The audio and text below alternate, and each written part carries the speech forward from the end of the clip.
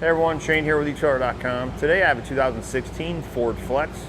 I'm going to walk through how to install the ETBC7 wiring kit. This is what our kit is going to look like, or this is what our plug is going to look like. It's going to give us our 7-pole and our 4-pole. Now an ETBC7 is going to be designed for vehicles that do not have a factory tow package, but you want to pull a trailer that has brakes on it. This kit is going to allow you to install a brake controller, a wired brake controller inside your vehicle. It's going to give you all of the parts needed to get it installed. Now this is going to be the wired one. So what I mean by that is it is going to require you to run wires up front into the engine compartment to a couple of circuit breakers, run wires inside to hook to the brake controller wiring. There's another way you can do it, and it's called the ETBC7L, and that allows you to use a wireless brake controller like the Curt Echo. It's going to hook onto your phone, or it's going to connect with your phone and allow you to use your phone as a brake controller rather than having one mounted to your dash. You can find those here at eTrailer. With this particular one, or the ETBC7L, it is going to require 4-pole wiring for the vehicle. So if you don't have that, you need to make sure you pick it up, and you can find them here at eTrailer. The 4-pole is going to connect to the 4-pole that comes on the back of the plug. It's going to have a couple wires that you're going to run up front, as I mentioned, hooked to a couple of circuit breakers, to your battery, and inside to the brake controller to not only give the 7-pole plug power and your brake signal, but also the brake controller signal. The ETBC7 is going to work with any wired brake controller that you want to install inside the cab of the vehicle. And what the brake controller is going to do, it's going to send the signal back to the 7-pole plug, and it's going to allow you to control the brakes on the trailer with the brake controller, or by pressing the brakes. It'll allow you to adjust how much pressure you need to put on your brakes by depending on how much weight you have. And also, it's going to have the manual override so you can apply the brakes on the trailer without applying the brakes on the vehicle in a sway situation. So adding this kit, if you're installing a brake controller, is an absolute must if you're pulling a trailer that has brakes on it. Keep in mind, the ETBC7 and ETBC7L are going to be designed for vehicles that do not have a factory tow package. If you have a factory tow package, you want to make sure you check our fit guide to get the proper plug that will connect with your factory plug on your vehicle. Now we've gone over some of the features, let's walk through how to get it installed.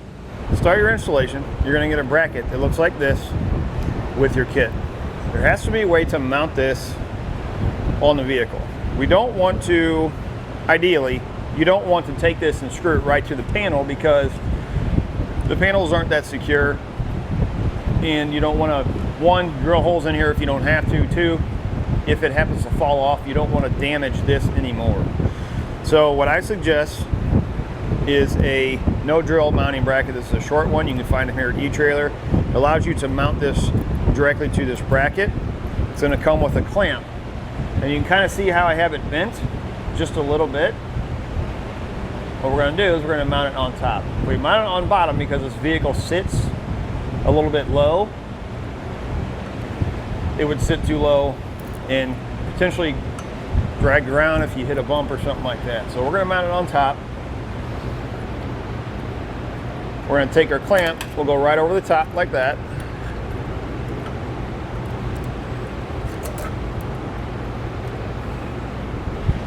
Then we'll take a 5/16 socket, we'll tighten that down. And then we can come back, we can cut this off if we want to, which we'll probably do, or we can take it and fold it up inside just like that. You're going to have 4 bolts that come with your plug. They're going to have a lock washer, flat washer, and a nut on them. That's what's going to mount this to this bracket. We're going to take all this and feed it through the hole in our bracket,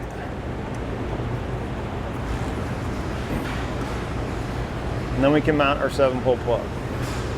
Flat washer goes on the head side of the bolt, and on the back side we're going to put a flat washer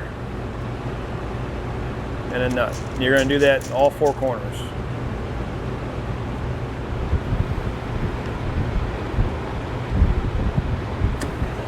This 4-pole in sits right in this bracket. This end, it's connected to your 4-pole wiring on the vehicle. If you don't have it, you do need it. You can find it here at eTrailer. You can do this 2 different ways. You can cut the plugs off and then hardwire these together, or you can go like this, run a zip tie around it, zip tie it together, and then we'll tape over the whole thing after we cut our covers off. I'm going to just leave it like this.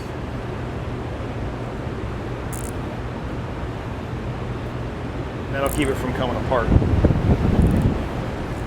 We're going to run some electrical tape around here, help seal it up just a little bit, and then once we get the rest of our wiring hooked up, we'll come back with some wire loom and we'll try to cover all of it and then put some tape around that as well. Now we're going to take our duplex wire that comes in our kit. It's going to come out like this. We need to strip it back. We're going to take each one of these wires and we're going to strip back the ends.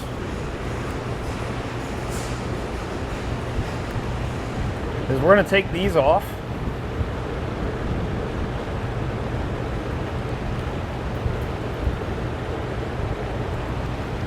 And I'm going to add on heat shrink butt connectors.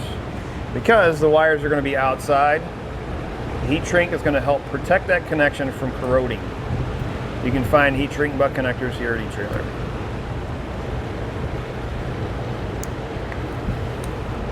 Once we get them on here, we'll add our duplex wire.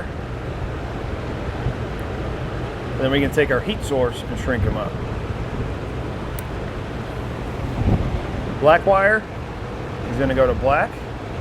It's going to be our 12 volt circuit to our 7-pole plug. White is going to go to the blue wire. That's going to be our brake output signal going to our 7-pole on our trailer. Yellow wire is a reverse light circuit. We will not be hooking it up, so I just taped off the end.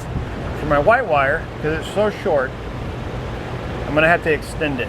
So I'm going to cut this ring terminal off. I found an extra piece of white wire. I'm going to route it over. I'm going to go straight up to the body right here.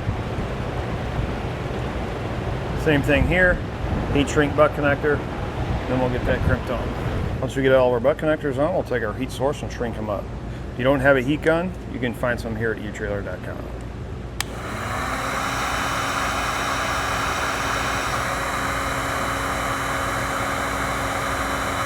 Since our battery is on our driver's side, I routed the wiring after I got everything covered up.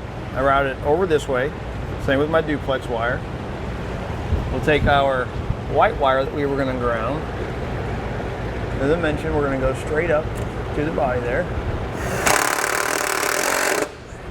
We're going to take this, our duplex wire, get it routed over the top of our exhaust, and then up to the front of the vehicle. Let me get it done real quick and I'll show you how I did it. To route our duplex wire up to the front, we want to make sure we're staying away from anything hot or moving. I went from the hitch straight across over top of my axle. Found my brake pedal cable, put a couple zip ties on it, and ran that duplex wire right along that cable. All the way up to here where it goes into the vehicle. Then I went straight across, put a zip tie right on the exhaust hanger, and then my wire, actually, I have a pull wire that I sent down from up by the battery, and I taped it right to that pull wire. So now when I run it up, it's going to stay away from this piping, it's going to stay away from my steering arm, knuckle, and stay away from anything that, again, that may be hot or moving up in the engine compartment. Once you get your duplex wire pulled up into the engine compartment, you're going to have 3 circuit breakers that come in your kit. A 20, a 30, and a 40 amp. We're not going to use all 3 of them. We're going to use the 40 amp for our hot wire going to the battery. Then, depending on the brake controller you're using, you'll use the 20 or 30 amp. Our customer is actually going to be using the Prodigy P2, so we're going to install the 30 amp. Then we need to determine where we're going to mount them. Once you have your wires connected to these pins can be hot. Not heat hot, but hot where they will spark. So We like to try to keep these out of the way where there's not going to be any metal touching them. I think I'm going to install them right here on this wall. Something like this. You just need to make sure when you do it, it tells you the amperage right here on the side of the circuit breaker. Once you mount it, just make sure you can see that so you're hooking the right wires to the right circuit breaker. We'll start with the 40 amp. Kit is going to come with self-tappers.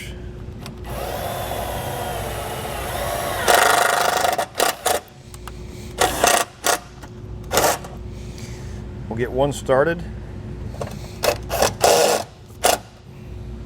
Once we get those put in place, I'm going to route my duplex wire over to where my circuit breakers are. So, I mean, if you really wanted to, you can go right over the top. I like to try to hide my wire, so I'm going to try to feed it back behind here to keep it as hidden as possible. Once you get your circuit breakers mounted, next you need to determine how you're going to get inside the vehicle. There's not really a grommet close by that we can get to easily. This vehicle I found already had a brake controller on it before, so they had already drilled a hole in the firewall, which I'll show you where that hole is to give you an idea of where you can drill it. And then we're going to pull wire through. We'll come back and we'll separate these two wires. We'll take our white wire that's in here, and it's going to run in through that hole inside the vehicle. So you can see where the hole is in the firewall. Just behind the brake pedal, you'll see a stud there, the factory stud. Just above that is where they put their hole. You can take a 1/2-inch drill bit if you don't have one, drill a hole there. What I suggest is double checking in that area on the other side of the firewall to make sure there's nothing behind it that you're going to potentially drill through. Now we need to cut the sheathing back and try and get our white wire that we're going to be sending in as close to the hole as possible. Obviously, I'm not going to be able to get it, cut all the way down by the firewall there. I'm going to cut it back to here, and then I can push my wire down and feed it in the hole. Make sure when you're doing this, try not to nick either one of your wires to where they're bare. Might be a good idea if you have somebody hold the end so this is tight, and just take your knife and run it right down the center. And you don't have to go all the way through, just enough where it cuts that edge, and then you can separate that and pull those two wires out. Next, we're going to get our black wire. We need to route it over to our circuit breakers. I routed it underneath of this factory wiring plastic holder to cover it.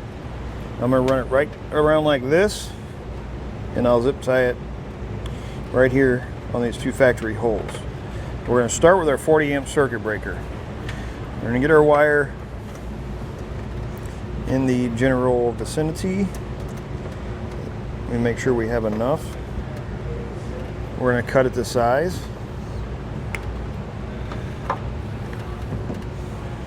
And we're going to add a small ring terminal on the ends.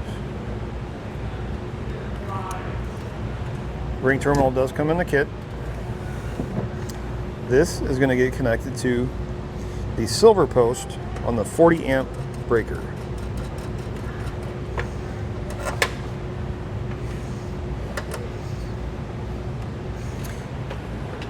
We're going to strip back the end of the extra wire that we just cut off.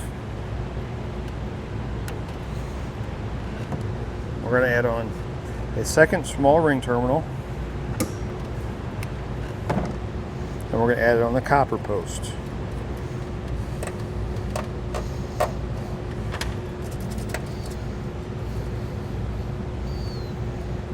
We're going to take this wire, we're going to route it the same way that we just routed this wire over. This time we're going back towards the battery. We're going to mark it on the positive side of the battery. We're going to cut it. Hold on to the extra wire you just cut off. Strip it back.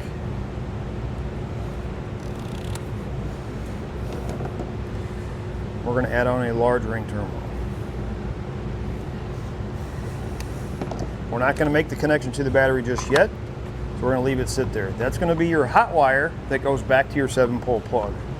Now we need to get power from or to our brake controller inside the vehicle.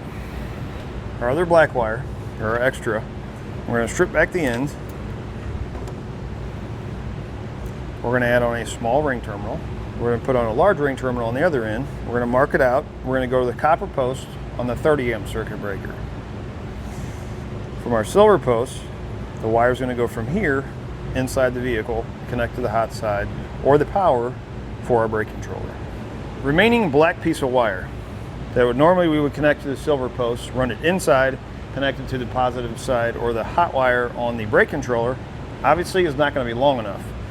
So what we're going to do, we're going to take our white wire, we're going to get it fed inside, we're going to get it connected to our wiring for our brake controller. The excess, we'll get it connected to the positive wire on the brake controller, feed it back out, we'll connect it to that post. We've got our white wire fed down, made sure it's not going to be around anything hot or moving. We've got it taped to our pull wire that we fed in through the firewall or out through the firewall. Now we can go inside and we can pull our wire in and get it connected to our wiring for the brake controller. Next we need to determine where we're going to mount our brake controller. This is our brake controller. In this vehicle, this brake controller is, this is more of a traditional one that has to be mounted in a certain way. Can't have too much of an angle this way or this way on it. Can't have it twisted because it won't work correctly. It looks like there was a brake controller here before, so I think we're going to go ahead and mount it in that general area. Kind of get an idea of your wires, the length, and then we'll start making our connections. This is a pigtail for the Takancha Prodigy. So in our case, this brake controller was previously used. It's not a brand new one. This was used in a different vehicle at one point in time. So if you ever have a brake controller like this and you need a wire, this would be the plug for it. It plugs directly into the back of the Prodigy and allows you to make all your connections. So now our blue wire is going to be about here. And we're going to try and keep as much of this white wire as we can because, again, we have to take the extra connected to the black wire and feed it back out, and it has to go up to the positive side of the battery.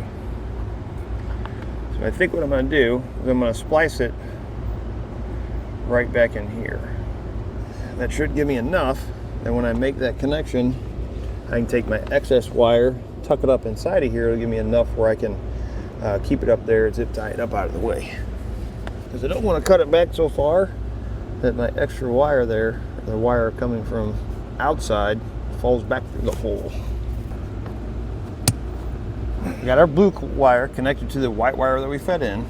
Our extra piece of wire, we added a buck connector on the end. We're going to connect it to the black wire. Black wire from our pigtail. We need to get this end fed out through the grommet. This is going to go up and connect to the 30 amp circuit breaker and then over to the positive side of the battery.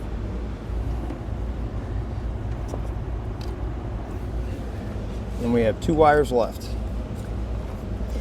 We have our white wire, which is a ground. It needs to go to the negative side of the battery.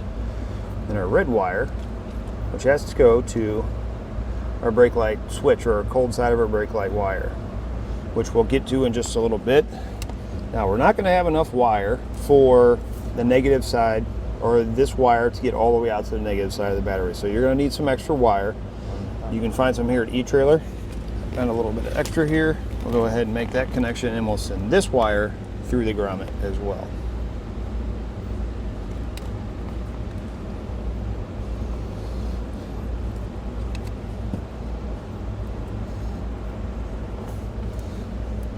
So this wire, the larger white wire that was connected to the blue wire on the pigtail, we're going to route it over. It's going to connect to the silver post on the 30 amp circuit breaker. And if you remember earlier, we had already taken the extra black wire, connected to the copper post, and ran it over to the positive side of the battery and added the large ring terminal. So now all we need to do is take this, add it to the silver post, and then that part of it's done. The smaller wire that we connected to the ground wire to our pigtail. We're going to route it to the negative side of the battery. So I think what I'm going to do is I'm going to take my white wire that's going to go over the ground. I'm going to follow this factory wire, and I can just run it straight across and put a ring terminal on it. But what I want to do is, again, try to hide it. So I'm going to use some wire loom.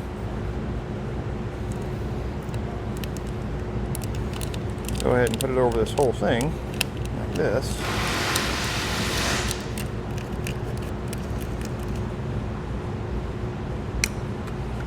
Run it just like that, and if the battery ever has to come out, I can just pull it off, set it right over to the side. Next is a stoplight switch. When you're putting a brake controller in, it has to be tied into the brake light wire for the vehicle. However, on this vehicle, the factory brake wire cannot be tied into, which means we'd have to install the switch. The switch is going to tell the trailer when the brakes are being applied on the vehicle, so it applies the same pressure depending on how your brake controller is set up. I'm going to install my wiring on the top port. Go ahead and peel this off. I'm going to try to keep this in a straight line where it's facing that firewall.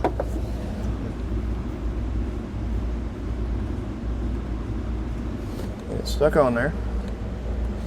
And we have a couple zip ties that come in your kit that you can use to zip tie the bracket to brake alarm.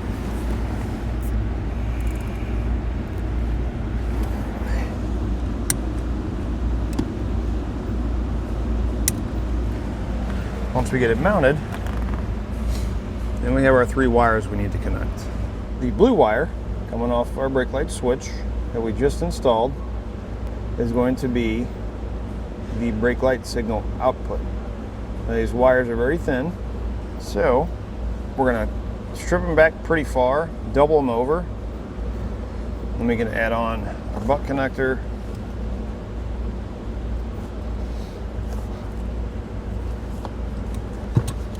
And it's going to get attached to the red wire coming off the pigtail that's going to our brake controller, which is the only wire that is left to make the connection for our brake controller. Our brake controller pigtail is completely wired. We have 2 wires left from our sensor. It's going to be the red and the black. Red wire, we're going to run it out and go directly to the positive side of the battery. The kit comes with a fuse holder. Black wire is going to be a ground. We can ground it anywhere on a metal surface. It can be inside, it can be outside, it really doesn't matter. Red wire, I extended it, pushed it back out through the hole that was previously made where all of our other wires are running. It's going to be fused and then connected to the positive side of the battery. Black wire, which was our last wire we had left. Ground wire, added the small ring terminal that comes in the kit. Needs to be attached to a metal surface. It's going to be, again, inside or outside, doesn't really matter. I'm going to put it right where the wires are going out because it had been previously cut out. And I'm going to use the self-tapper that comes in the kit to mount it.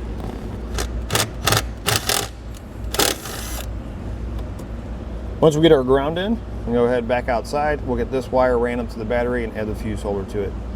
Once we add the fuse holder, we can go ahead and make all of our connections to our battery, positive and negative. Once I fed my wire out through that hole in the firewall, what I did is I took a pull wire from the positive side of the battery, fed it down, taped the end of my wire to it. Now we can go back up top, we'll pull this, and it'll pull our wire up. Red wire that we just ran out, got it up to the engine compartment here. We need to add on the fuse holder. Kit's going to come with a ring terminal. Strip back your wire, cut it to size, add on the butt connector. You're going to strip back both ends of your fuse holder. One end you're putting the ring terminal, the other end you're putting into the butt connector.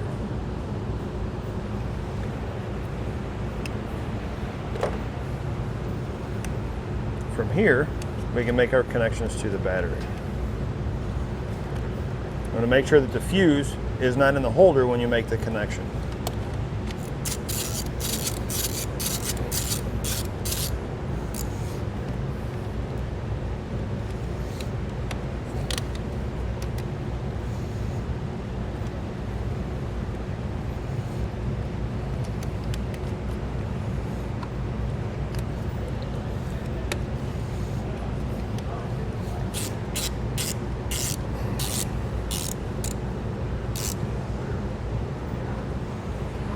get those connected, go ahead and connect our negative, or our ground wire.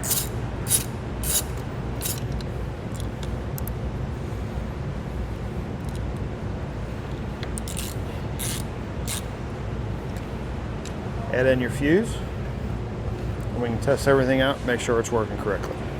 Now we can go ahead and plug in our brake controller, make sure it is working correctly. You know we're getting power. NC means not connected. You know we're getting power there. Test our, we'll go ahead and hook up to the 7-pole plug in the back and test to make sure we're getting brake output to the plug or to the trailer. Now we've got a tester box here, and what this is going to do, this is going to tell us if our brake controller is giving its power at the 7-pole plug or sending the signal to the 7-pole plug, and also when we apply the brakes in the vehicle, if the brake pedal is sending the power to the 7-pole plug to apply the brakes on the trailer. Right now we're doing the override on the brake controller. So you can see that's working. Now we'll apply the brakes in the vehicle. Now that we know it's all working correctly, we can go ahead and clean up our wiring inside the vehicle. You have some factory wiring underneath your dash over on the left side. You can take some of this, you can put wire loom on it if you want, tuck it up there and zip tie it to that factory wiring so it's not showing.